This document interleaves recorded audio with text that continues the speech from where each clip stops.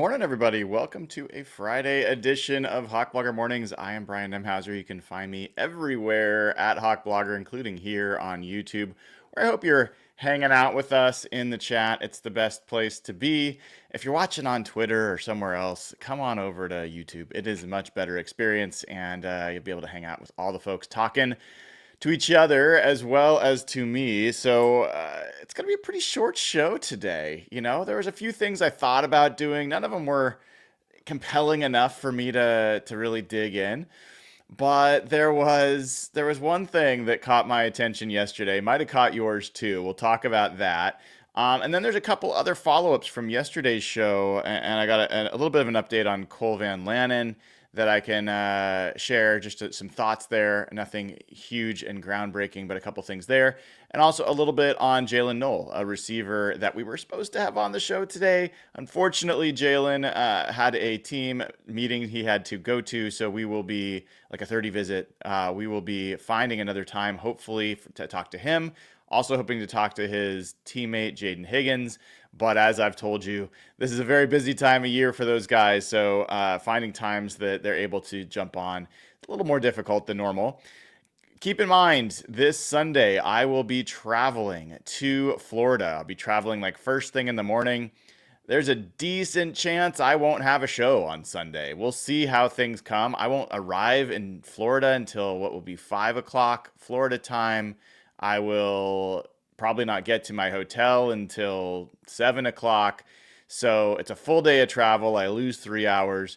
That might be the day. That might be the day that I choose to just let the streak take its inevitable end. But we're going to have some really good stuff at the owners meeting in West Palm. Looking forward to talking to Mike McDonald. Looking forward to talking to John Schneider, as well as, probably a number of other folks. I don't know. I didn't know what to expect at the Combine, and you guys saw what came out of that. I will definitely be going live from the Breakers in Florida, where we will be, attending the annual meeting. So looking forward to that. Looking forward to seeing you all virtually, at least, from there. Before we get into the show, I would just say, last night, Rachel and I were watching. What were we watching? We were watching this show, Adolescence. Has anyone seen this show on Netflix? I was floored. I think we both were by it. Was every episode, at least that we've watched so far, is a single shot, like from beginning to end. It's like an hour-long show or something, and they just single shot the whole thing. No break. They just follow one character to another, and it's fascinating. Like, the show itself is very good, but then the way they're making it is, I can't imagine how much craziness that must have been to do single shot show making for that long and for every episode. It wasn't just like a one thing gimmick, but I recommend it. If you haven't watched it on Netflix, check it out. It's pretty cool and pretty impressive.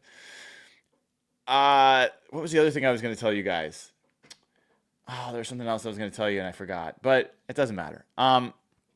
So before I get into Draft Crush Heaven, I want to talk a little bit about the Cole Van Lanen piece that we talked about yesterday, and mentioned that for them to be able to sign a restricted free agent who has a 6th round tender when you don't have a 6th round draft pick, you have really a couple of options. One is that you would give up your next highest pick, which would be their 175 pick in the 5th round, or you work out a trade. Brady Henderson had something on this yesterday as well, and what Brady wrote was pretty similar to what I said.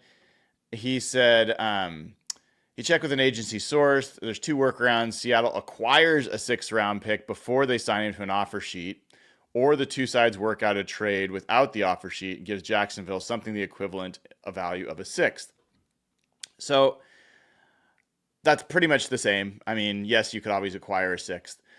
The thing I wanted to add is that I think a logical move that I can absolutely see the Seahawks making is that the Jaguars, let me pull up their draft picks.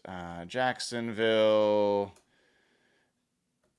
Jaguars draft picks 2025. They have, oh my goodness. Where? Okay, there it is. They have two 6th-round picks already. Picks 182 and pick 194. I could absolutely see the Seahawks doing something like swapping their 5th-round pick for the Jaguars' 6th-round pick, like maybe 194. So they'd swap 175 with 194. And so the Seahawks would end up with a 6th-round pick out of this. The Jaguars would get a 5th-round pick. And the Seahawks would move back essentially 20, 25 spots. What would that be? 20 spots, 19 to be exact, in the draft. I don't know if that would be enough. I think it should be enough. If the Jags were to look at that, and I think that's a reasonable thing to do. If you're just giving up a 5th-round pick entirely, don't love that. But if you're moving back 15, 20 spots, I think that could make some sense as a possible deal that the Seahawks could make for Cole Van Lanen.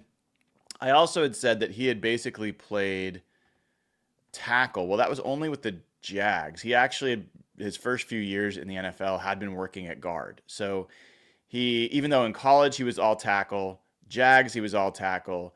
Upon further review, he had played guard in his previous years with the Packers in the NFL.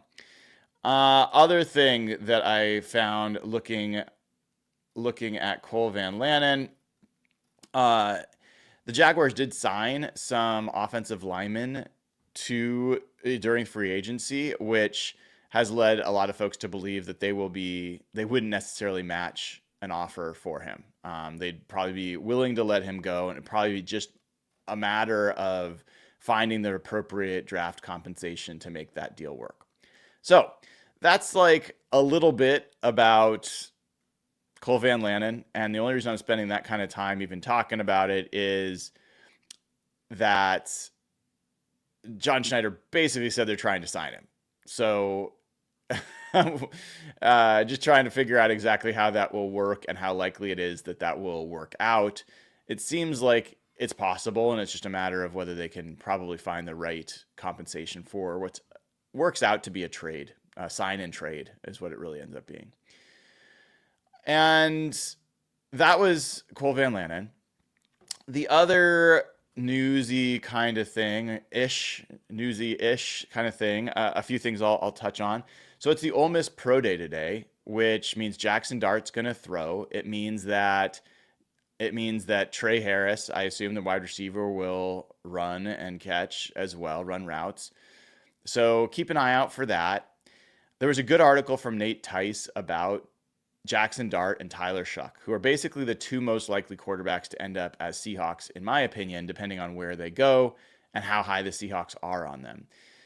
In his article, Nate Tice says Jackson Dart is essentially a day 2, 3rd round kind of prospect, and he might get bid up, but he's super inconsistent, especially as a passer. He likes him as a runner, which I think, honestly, some of the video that Nate Tice shared of Jackson Dart as a runner is maybe the most appealing part of his on-field profile. I told you that when I was at the Combine, his teammates love that guy. And so that's probably the thing that has me most intrigued, is he's definitely got the it factor as a leader on a team that guys like to be around. But as a passer, I mean, I didn't see much at the Combine. At the Senior Bowl that impressed me. Dane Brugler was in the same state of mind, and I think a number of others were as well. So Jackson Dart, that doesn't mean he's going to go in the 3rd round, but that's kind of the level of prospects he's at. I think we went through a 7-round mock yesterday with Matt Miller where he had, I think, Jackson Dart going to the Rams in the 26, which I think makes a ton of sense. And I won't cry if Jackson Dart goes somewhere else. He's just not the kind of prospect that I'm going to lose a lot of sleep over. I'd be fine if the Seahawks drafted him on day 2. I would not be too excited about it if they did it in the first round. Tyler Shuck, on the other hand, Nate Tice said is essentially a late first round prospect, except for his age. And the fact that he will be 30 years old when it's time for his second contract is an issue. But that, as far as his tape, his ability to avoid sacks, his ability to, check down, that he plays at an advanced level for a college prospect. Now, when you're in the college game for 6 or 7 years, whatever it's been for him, you should be a little bit more advanced. But, I think he's seeing what I'm seeing, which is I think Tyler Shuck is a more interesting quarterback than Jackson Dart. If it wasn't for the age thing, I think he'd be a pretty clear first round candidate.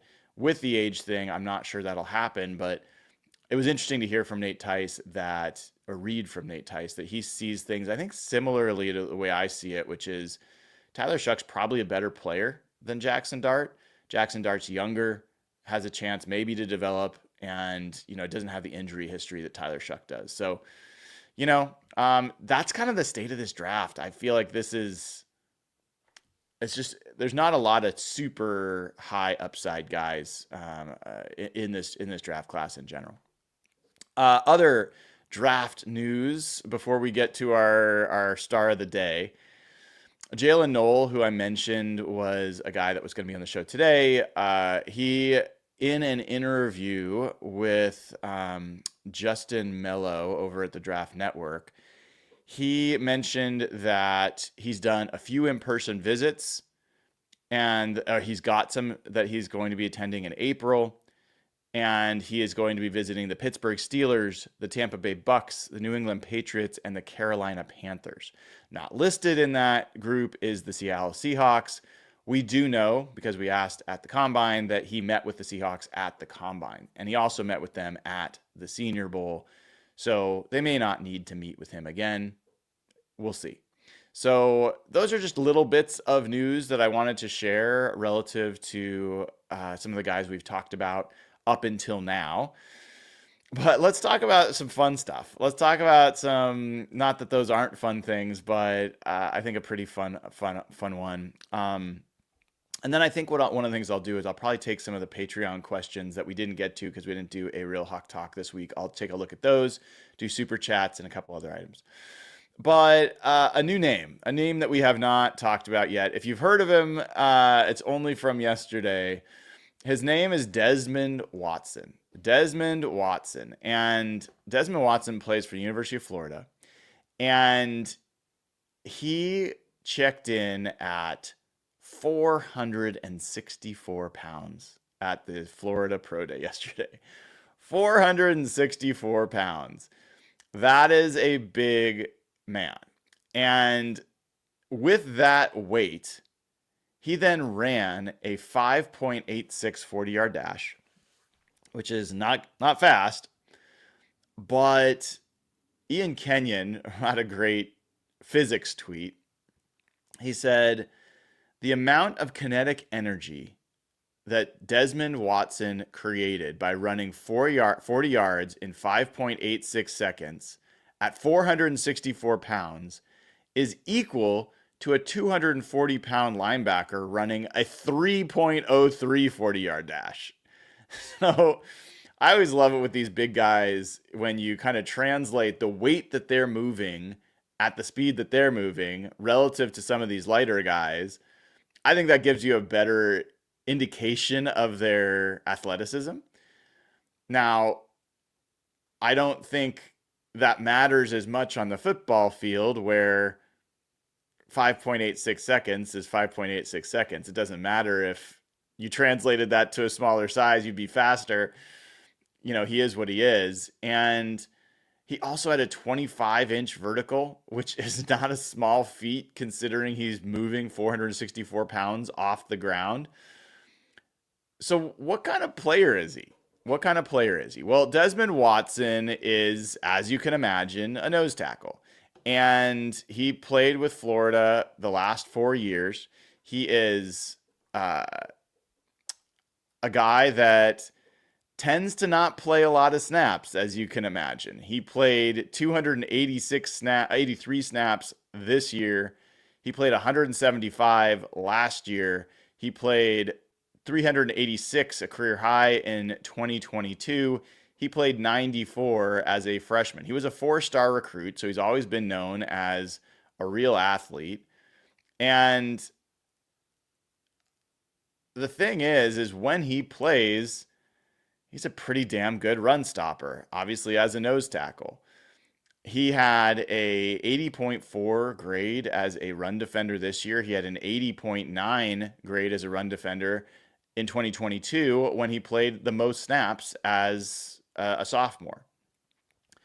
One of the things with Desmond Watson is that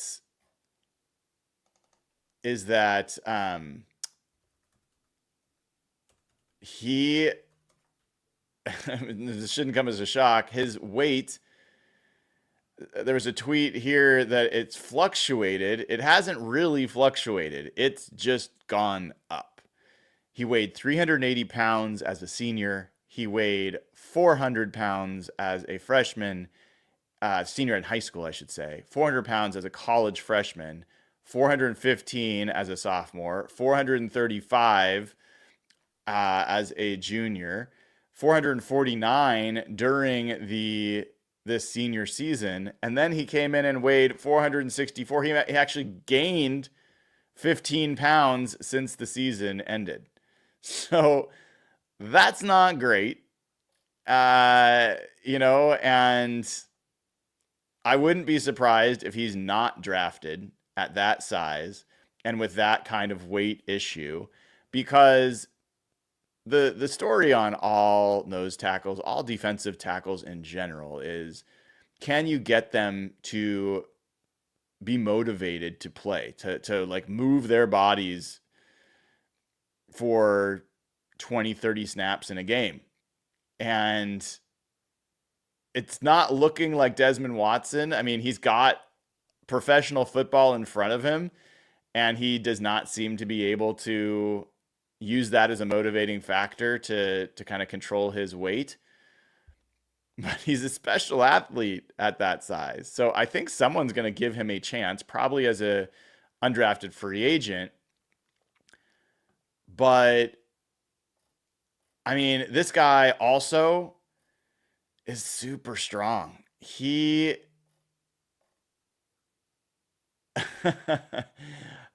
Someone just talked about his 25-inch vertical equals over 11,000 watts of power that he generated, which is pretty crazy.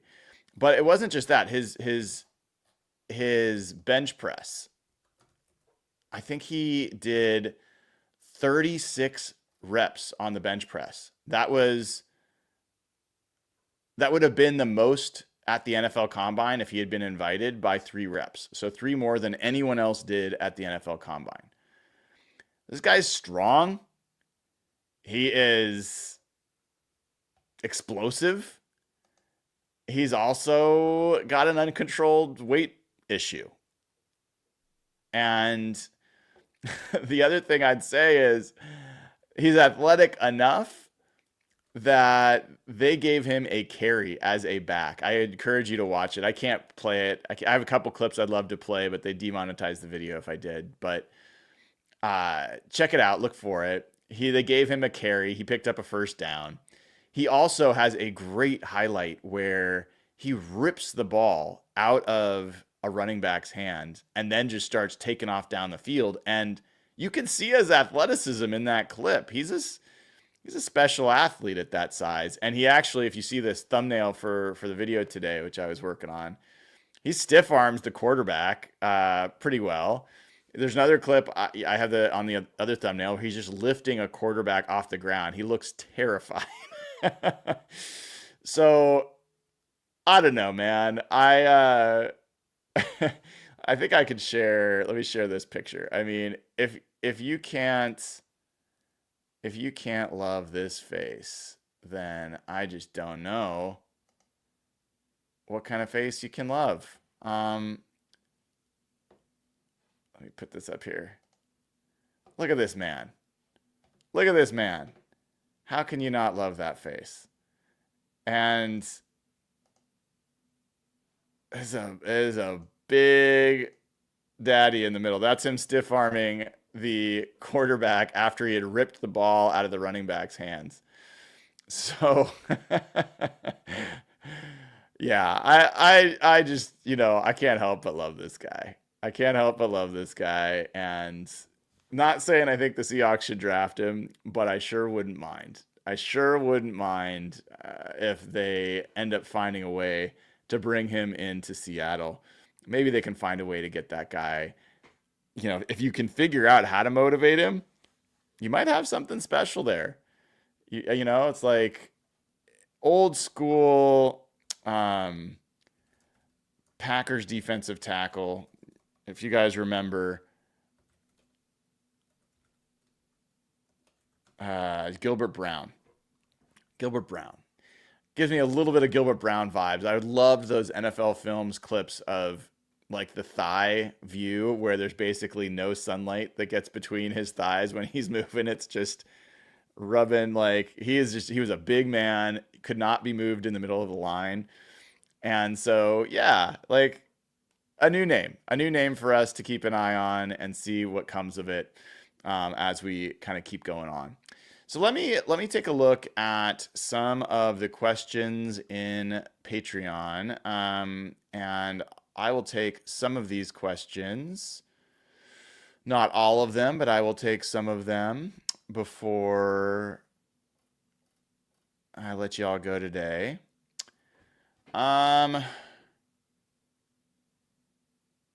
Okay, this one comes from Baudelaire's. Says, given that we've spent what we spent in free agency, where do you think the Seahawks are with extensions for Charles Cross, Reek Woolen, and that class? Best wishes to all from Scotland. So I expect they will do some extensions. They're not going to happen until after the draft. They'll happen in the June timeframe. That's typically when the Seahawks do the kind of 1 year left extensions. We'll find out about the Seahawks' fifth-year option with Charles Cross. I wouldn't be surprised with the way things have worked out from a free agency standpoint that they would do some of those. As of right now, I mean, Charles Cross is the certain to be extended. It might not happen this year, but he is certain to be extended at some point. I don't think they're going to do Abe Lucas until they see him at least, further into the season. I think Kobe Bryant's a possibility, but again, he just emerged last year. I think they get their best price if they did it now. Reek Woolen is the really controversial one. I think that they're also not going to give him an extension before the season begins. I think they need to see more from him. And I personally think that they are going to extend him, but I think he's got a little bit more work to do before they do that. Kenneth Walker, another one where, I mean, I think they're going to extend him because they know how talented he is, but I don't necessarily think that's the smart thing to do. So we actually could go into the season without any official extensions. Kobe Bryant might be the most likely to get extended before the season starts, but we will see. Good question from Baudelaire's. All right. Next question comes from Kristen Fonte. Says, for those of us who don't know, how did Real Hawk Talk start? Brian, how did you meet the crew? Are Dana, Jeff, Nathan, and Evan the originals? That's a great question. So the blog started itself in 2007. That was just me. I started a podcast probably in like 2010.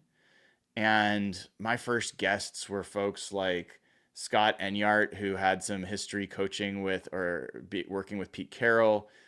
A guy named Ryan Burns, who's a big Browns fan, but a guy I kind of befriended online. And way, way back machine was doing podcasts, but it wasn't frequent. It was like every once in a while I'd do one. And that kind of continued all the way until, I don't know, like 2017 or so. I can't remember exactly what the year. I could look it up. It doesn't really matter. And Jeff Simmons had been, he had the verified check back when that actually meant something. And I knew he used to be a reporter, and he'd kind of ping me every once in a while. And Jeff and I kind of knew each other a little bit online, but didn't spend a lot of time. But then he kind of persisted about like we should start a podcast. And it just happened to be at a time where I was like, all right, let's do it. And so Jeff and I decided to start a podcast. We went through a few names, decided Real Hawk Talk was the name, and we did the first few episodes. You can actually still find the first few episodes on the YouTube channel. They're using an absolutely atrocious piece of software that did not work well. It froze, like it was terrible. Anyway, and we did a few episodes, and I felt like it was good, but it was missing a little bit more personality. Jeff and I are both pretty straight. And so I had heard from Evan Hill, who had left Field Goals and was looking for a new place to write. And he wanted to come over to my site. And so I said, sure. That was to write, not to be on the podcast. And he asked if Nathan Ernst could come as well. And I was like, sure, whatever. That sounds fine. And so they were already there as writers for the blog. And I thought we should have those guys on. I think different age, different energy. Let's just see how it goes. And that's how it, like by episode 3 or 4, those guys were on the show. And it's been that way ever since. Dana got added, I think, 2 years later. And I think it was probably, for me, it was a little bit in response to the Let Russ Cook stuff, because honestly, Nathan and myself and Evan, to some extent, I think we were bickering, man. Like, I was so angry about the Let Russ Cook situation and the fact that it was tearing apart what had been a really harmonious Seahawks Twitter community that like was all just pulling for the Seahawks, and now it was a civil war between Pete Carroll, like either you were Pete Carroll truther or a Russell Wilson enthusiast, and we were on different sides of like that conversation of being like, come on, like this is not about one player. Anyway, so we were having some frustrating moments back then, and Dana was kind of this. I always appreciated that she was an optimist and brought a different energy as well, and so I asked her to join, and it was really nice. It was nice to have somebody else who was not all doom and gloom and cynical about Pete Carroll and the direction of the team. So it's funny that it would kind of come full circle now where Dana is probably a little bit more in the skeptics camp about this new regime than everybody else. But that's how it all came to be. So that's the official story. And thanks for asking the question, Christian. All right. Let's see. We got a question from Chris Bailey, who says, in Cooper Kupp's press conference, I found it really cool how he discussed his blocking being an extension of the offensive line and referencing blocking zones, bubbles, and angles. It was different than I recall hearing a receiver describe it. How much do you attribute this to Kupp's thought process, and how much is value McKay added to him as a teacher on offense? Can you discuss the similarities to how McDonald emphasized defensive players understanding multiple positions so the defense works as one? Yeah, it's a good question, Chris. Impossible for me to know whether that's something that he learned from Sean McVay or another coach at the NFL level, whether it's him just, being a unique individual who talks about things in ways that are a little bit different than other NFL players who try to keep it a little bit higher level. That was kind of my takeaway. I mean, yes, he did say that he learned a little bit more about that, but he also talked about how his high school coach helped talk to him about blocking and how important it was. So I don't think it's all about NFL coaching. I think that really what stuck out to me is that it expanded his perspective on what everyone in the offense is doing and how he can contribute to it. And he also gets it. Like he gets where he can create new surfaces for the running backs to make a play. And I think he'll be able to hopefully pass that on to other receivers in that locker room. As far as the similarities with McDonald and playing different positions, um, I'm not I'm not so sure that that's a critical like I wouldn't necessarily make that comparison. I think it's playing different positions, yes, offense, defense, sure. I don't think there's anything specific to Cooper Kupp relative to that. So appreciate the question and good one about the blocking schemes. Um, this is from Dingo Bingo. Not a question, but wanted to thank you, Brian and team, for a great year of coverage, and thank you for donating in all of our names to some great player charities. Thank you from Spain, almost an 8-year follower. Well, that's really cool. Thank you, Dingo Bingo. All right, let me take a couple more here, and then I'll get to some super chats that I think are in there. With the lack of offensive line signings and free agency this offseason, and with hope still resting on the draft, I'm wondering, given the Seahawks' history of trading for Leonard Williams and Ernest Jones when they had 1 year left on their contracts, could they do the same for a guard this season? It's not ideal having to negotiate at the end of the year, but considering past success on this approach, would you consider it worth exploring? And this comes from British Hawk 24. I think Wyatt Teller is probably the most likely candidate in that regard. He does have 1 year left. Joel Bitonio is also in that category, but he's 34 and very rapidly declining. I just don't think that's who they're going to go after. I don't know that the Browns have any intention of trading Wyatt Teller. That would be the one. And if they traded for Wyatt Teller, I think they'd have to do it post June 1st in order for it to make sense from a cap perspective for the Browns. So that's just one to keep in mind. I don't know if they have to do that, but I'll pull it up really quickly. Wyatt Teller. Wyatt Teller would be, it would be a $6 million cap hit if the Browns traded him before June 1st.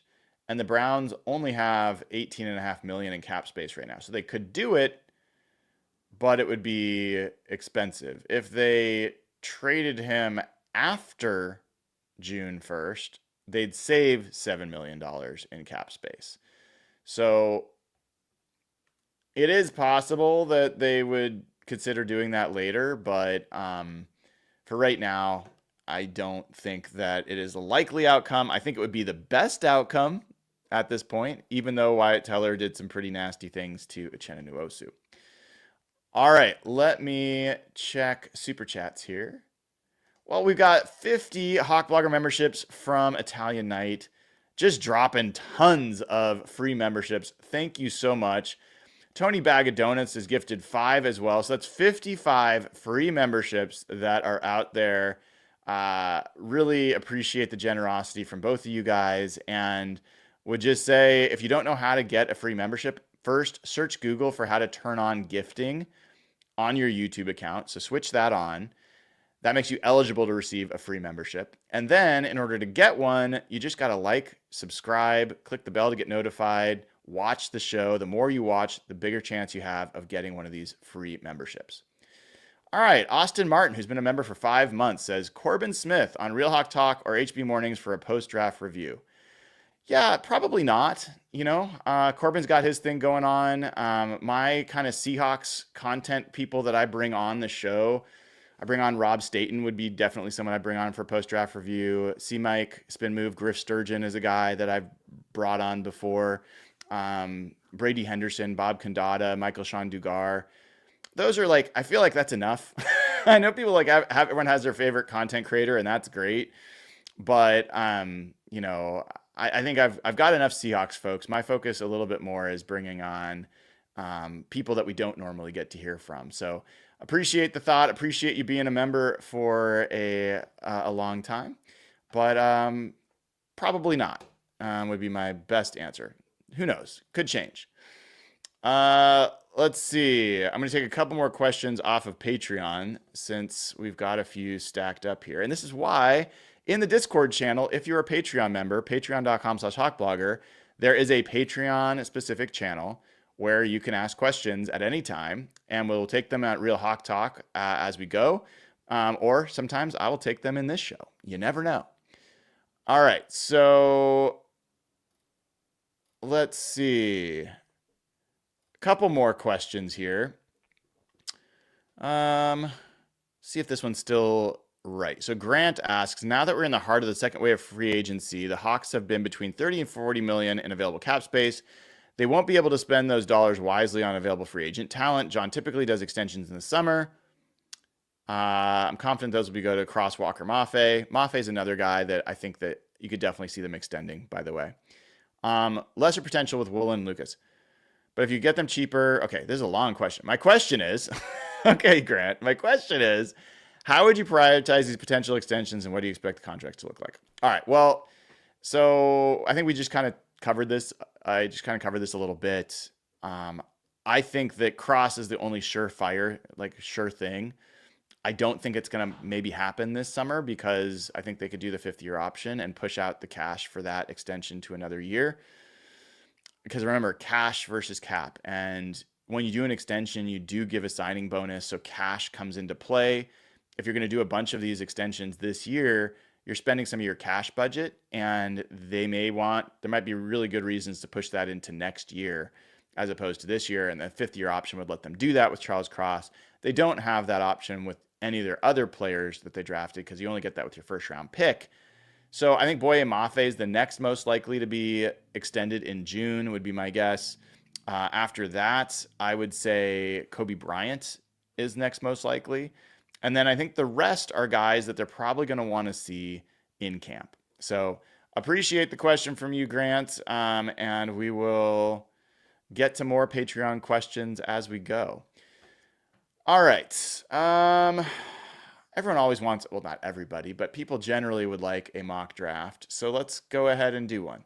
And we're going to do a PFF mock draft. All right. I'm going to do a PFF mock draft. Scratch that. We're going to do an NFL Draft Buzz mock draft. All right. NFL Draft Buzz mock draft. Let me get this set up for all of you, and we'll do this at very quick speed. And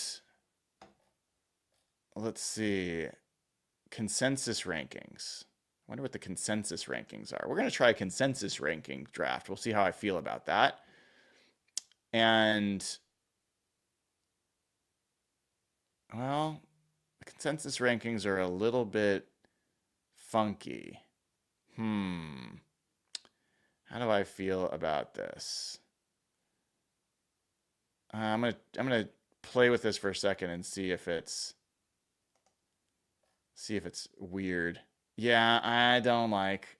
We're gonna start this over again. Let's go back to Draft Buzz rankings. Let's do 7 rounds. Let's pick the Seahawks and enter the draft. All right, here we go. Oops, it's already up there, so I just got to do this for you guys. All right, so let's do this together. And let's start the draft. Here we are. I don't know how I feel about this sim. I mean, this is fine so far. Okay. James Pierce Jr. at 7 is crazy to me, but okay. Shamar Stewart. Kelvin Banks, pretty high. Will Campbell to the 49ers. Josh Simmons, that's pretty high. Armand Membu, that's pretty low. Siobhan Ravel with his injury is not going to be a first-round pick, I don't think. Whatever. Here's what we got. So there's Matthew Golden, who Matt Miller picked for us. Not going to do it. Not going to do it. And Tyler Warren's sitting there. We have not taken Tyler Warren for a while, so that's tempting to do. Nickerman Worry's there. Kenneth Grant is there. Here's what we're going to do, guys. In honor of Desmond Watson, we are going to do a thick boy draft. We're going to do a thick boy draft. That means we're going to look to get the biggest we can get, the strongest we can get at every position we draft. And with that in mind, I'm thinking we're going to take Kenneth Grant. And I don't love that pick, so I don't know if I can make myself do that. I could talk myself into Tyler Warren being the biggest tight end option. How are we going to do this? We are going to, let me look at offensive line. I mean, I know what I want to do is take Gray Zabel. Let's do this. We're going to take Kenneth Grant. I already don't like it, but we're going to do it. It's crazy to me to do this. Let's see these trade offers we've got. Whatever. Screw it. I'm changing my mind. I don't want to do this. I can't make myself do it. We're going to take Tyler Warren. And screw that. I can't do that either. We're gonna take Gray Zabel. All right, we're gonna take Gray Zabel. I can't not. I got to do a good draft one of these times. I've been doing all these experimental drafts. Let's do literally what I would do, not what the Seahawks would do. What I would do. All right, here we are in the second round. Jalen Walker still available. That's ridiculous. I'm not gonna pick him. Colston Loveland being available is also ridiculous. Malachi Starks being available is ridiculous. This is stupid. So I'm not going to do those because it's just too dumb. All right, so we've taken Gray Zabel. We have 2 of the next 3 picks. I take Jaden Higgins right here. Done. At 52, I take... I'm very tempted to take Alfred Collins. I definitely could take... I think I'm going to take Donovan Jackson. Here's what I'm going to do. So Gray Zabel is going to be my center. Gray Zabel is going to be my center, and Donovan Jackson is going to be my guard. All right? I think Gray Zabel can be a great guard, but I also think he can be a great center. So here we go. So now we've got Gray Zabel, Jaden Higgins, Donovan Jackson. We're at pick 82. Mason Taylor's sitting there. I'm pretty much going to draft Mason Taylor, but let me look through. Andrew Makuba at safety is a pretty appealing option. I'm out on Deion Walker. Just his pad level just doesn't do it for me. I really like Charles Grant as a swing tackle, but I don't think we need him. There's Kevin Winston sitting there. Cam Scadaboo would be an interesting pick right here as a fullback. I actually don't hate that pick. I think that he could bring some interesting things to this team. We don't need Jared Wilson because we've already got our guy Gray Zabel. And Josh Farmer, I like, but I really like, there's no one that's screaming to me other than like Mason Taylor. No one's screaming to me more than Mason Taylor. So I'm taking Mason Taylor here. Feeling very good about this so far for what it's worth. Here we are with our next pick. And now we can take Andrew Makuba. I think that's absolutely the right pick here. I think it's kind of 6 of one, half dozen of the other, whether you like Makuba better, whether you like Kevin Winston better. He runs a 4.45 40. And I think he's a fun player. Darius Alexander is actually, that's a pretty good option. I might have to change my mind there. Kevin Winston is a bigger player, and I think that's appealing to me. So I probably lean a little bit more towards Winston because I think, let me just double check Makuba's weight again. Yeah, he's a lighter dude. He does bring a lot of punch for his size, but I think having Winston's size in the box could be really good. But there was someone else I was thinking about. Who was it? Where did it go?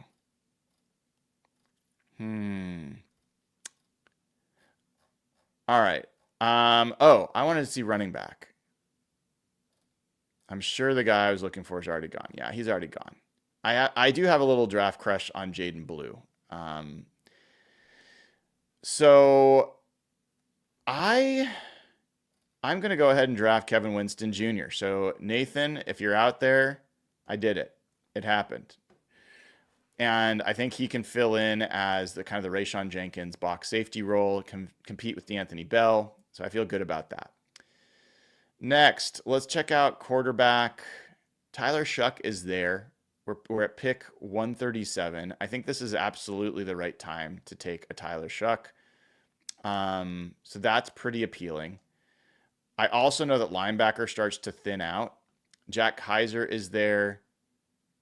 He's always my late round pick. I'm wondering if he's going to be a much earlier pick than this when it all is said and done. Let's check out corners. Upton Stout is there. Not a lot of corners. Is Zoff Frazier there? Mike McWilliams. Man, Zoff Frazier's already gone. There's Upton Stout, as I said. Kind of thinning out there. I don't love that. Could look at Holland Pierce as a swing tackle. Logan Brown as well. I don't think that's a terrible idea. Willie Lampkin, not a bad pick. I really like Jack Nelson. So we're gonna take advantage of that a little bit. Defensive tackle. Oh, here's what we'll do.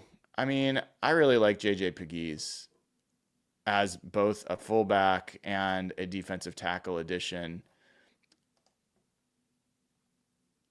I think that's where we're going to go. I could really talk myself into Tyler Shuck right here.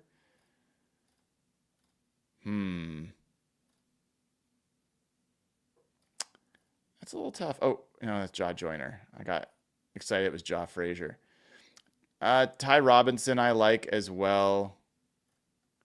Wow. Okay, so Pegues is way down here. Let's do this. I like the Tyler Shuck pick. That's where my initial instinct was. So we're going to draft that quarterback in the 4th round. Here we are in the 5th round. And Kyle Williams. We're taking Kyle Williams almost for sure. Oh, there's Jaden Blue. What the heck? He's sitting there.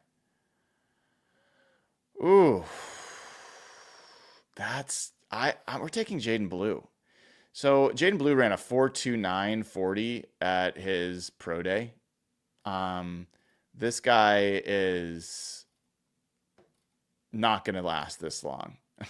But man, he is a great fit for an outside zone. I think he's a star potential player. To get him in the 5th round, I'm not going to think twice about taking him. We can get Kyle Williams as well. And so what we're doing here is we're getting a lot of talent. Like if I take Kyle Williams there, I just really like the talent we're getting there, but we're kind of leaving some of the other side of the ball unchecked. Like nose tackle, for example. Let me just check defensive line, see where we're at with that. Cam Jackson's still there. He'll be available later. All right, here's what we're going to do.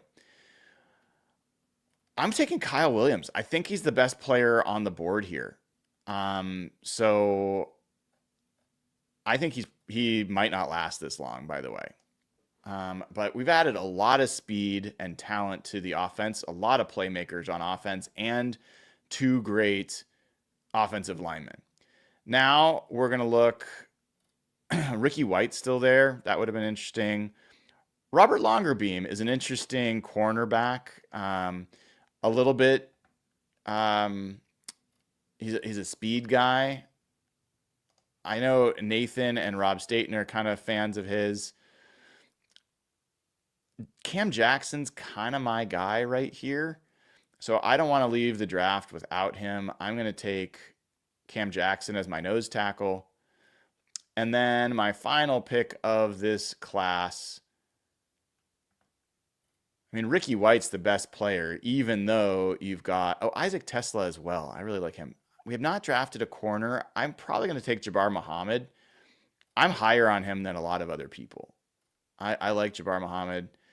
Um, could take Jackson Haas, like, but I think we're good there. We didn't get a linebacker. I know. I made that intentionally. I made that decision intentionally. Looking through just to see if there's anybody else that's just like Nick Martin from Oklahoma State could go there. Okay. So honestly, I know it's like a lot of receivers, but so what? You know what? Like he's the best guy available here. And one of the, like not all these guys will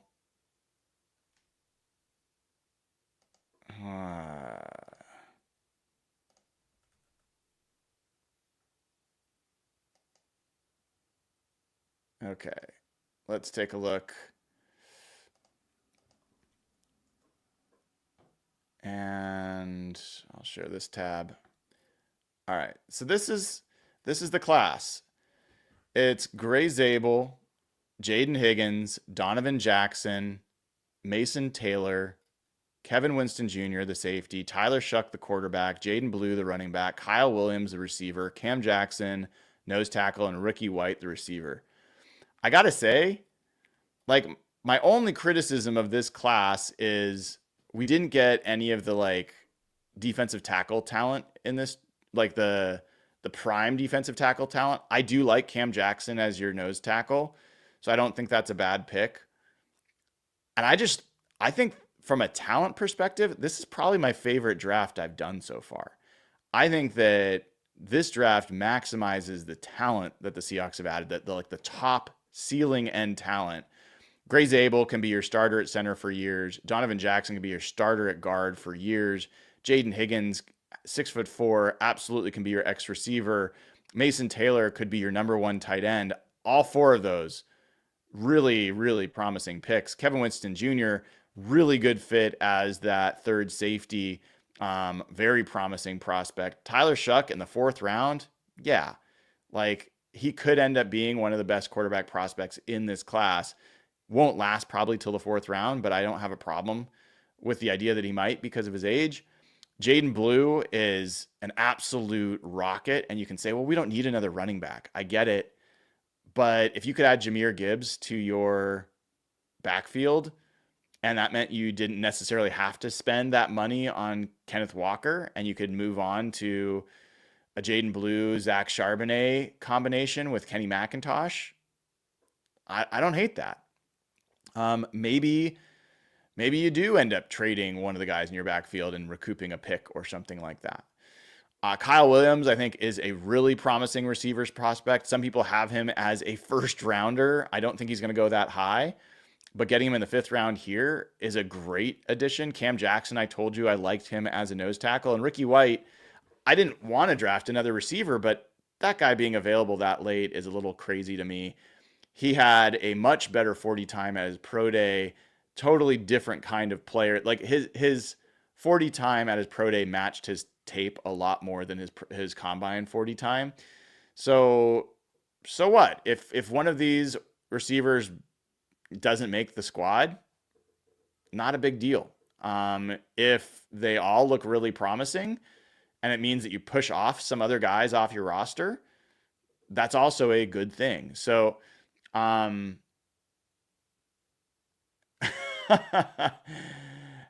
Hill in the chat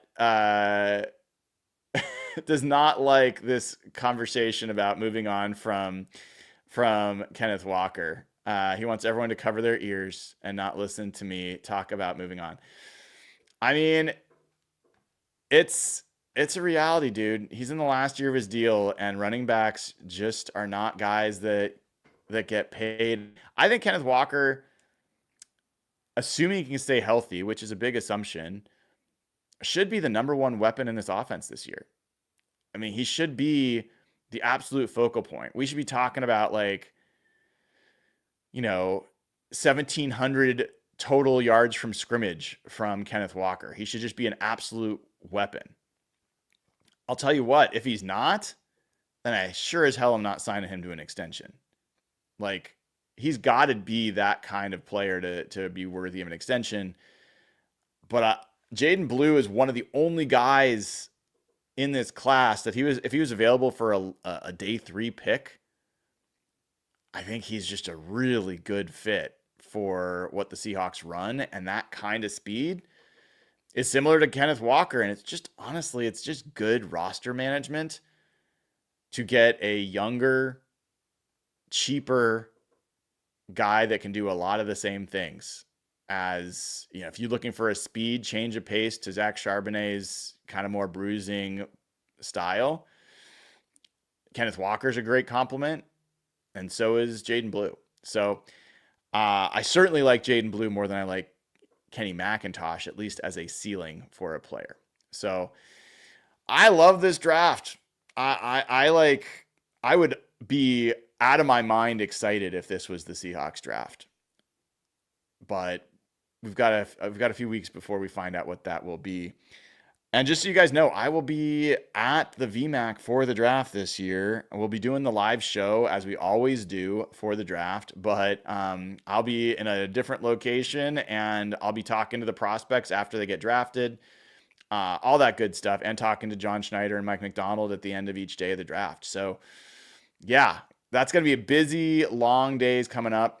Until then, make sure you give this show a like, click subscribe, and go ahead and give Evan Hill a follow as well. Add Evan Hill HB. He will say something that will make you either laugh or immediately block him. I guarantee that. So I will see you all tomorrow. Hopefully Jeff's available. We'll do Seahawks Saturday, and then Sunday I'll be flying off to the annual meeting, the owners meeting in Palm Beach, Florida. So check you all later. Have a great rest of your Friday.